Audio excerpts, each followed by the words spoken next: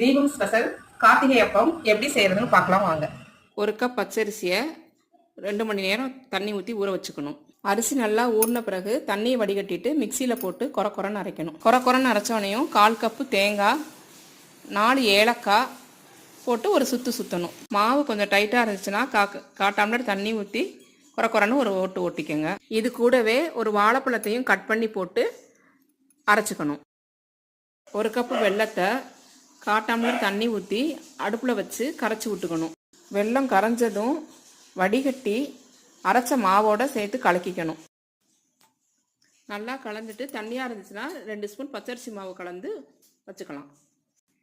எண்ணெய் காய்ச்சதும் ஒரு குளிக்கரண்டியால் ஒவ்வொரு கரண்டியாக ஊற்றி உப்பி வந்தவனையும் பெரட்டி போட்டு எடுத்துட வேண்டியதான்.